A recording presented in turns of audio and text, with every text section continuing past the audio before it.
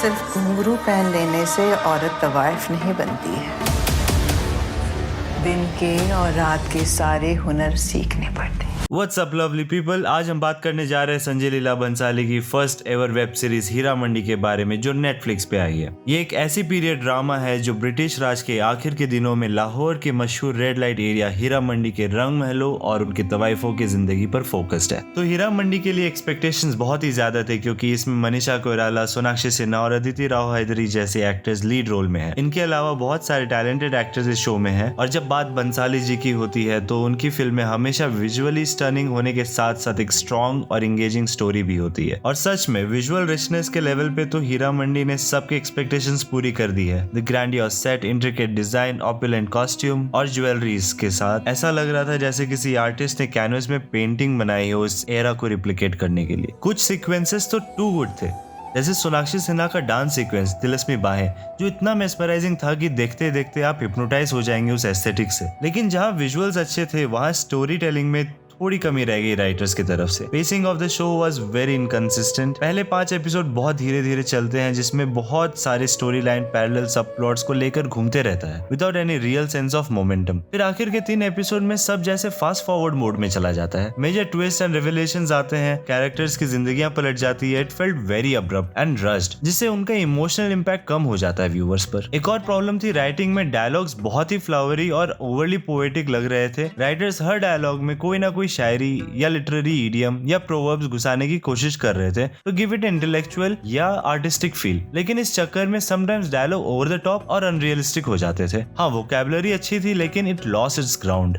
और साथ ही राइटर्स के पास क्लैरिटी नहीं थी कि वो तवाइफों की जिंदगी के असल रूप को और स्पिरिट को दिखाना चाहते हैं या उनके स्ट्रगल्स, ऑब्जेक्टिफिकेशन या रिप्रेशन। एक तरफ वो रंग महलों की मेजेस्टी और तवाइफों की आर्ट को सेलिब्रेट करने की कोशिश कर रहे हैं, लेकिन दूसरी तरफ वो उन्हें डिग्रेड भी कर देते हैं to appease regressive thinkers. Manisha Koirala और अदिति राव हैदरी ने कमाल के परफॉर्मेंसेस दिए हैं एज मलिका जान and Bibbo Jaan, but Sharmin Segal as Alamzeb was a weak link. उसके कैरेक्टर में बिल्कुल भी रेंज नहीं दिखाई दी, बस एक ही नोट पे अटकी रही पूरी सीरीज में। Good actors but shallow characters की वजह से सोनाक्षी सिन्हा की फरीदान एंड मनीषा कोइराला की मलिका जान की फाइट फॉर पावर एंड उसके बीच में फंसी वहीदा प्लेड बाय संजीदा शेख एकता कपूर के सास बहू की कहानी जैसे लगने लगी एक पॉइंट पे आके, जिसे तिजोरी की चाबी चाहिए।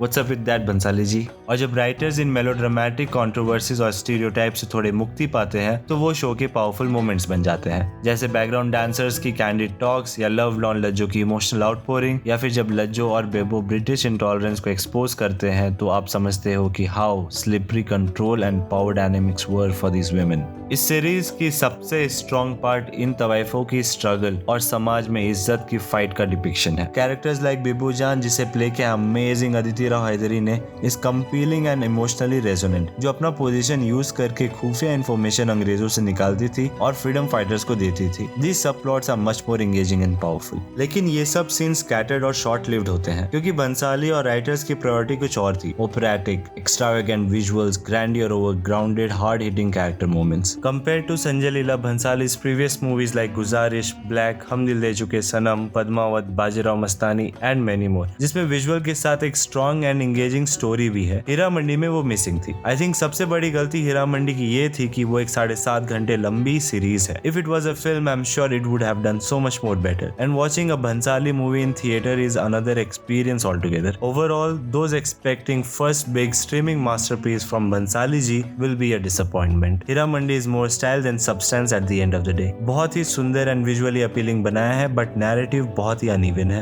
Grand, lush and sensual world build करने के बाद भी not so serious and focused writing की वजह से audience connect नहीं कर पाई हीरा मंडी के characters के साथ। Just don't watch it hoping for a modern classic that elevates the source material into something profound, but instead watch if you are a die-hard Bhansali fan and appreciates glamour और आपको period drama पसंद हो तो आप हीरा मंडी देख सकते हो, but be prepared, कहीं कहीं आप बोर भी हो जाओगे, so don't blame me. Well, that's all for today. Let me know your thoughts on Hira Mandi in the comment section below and like and subscribe to the channel so that we can bring you more such videos. Till then, keep watching.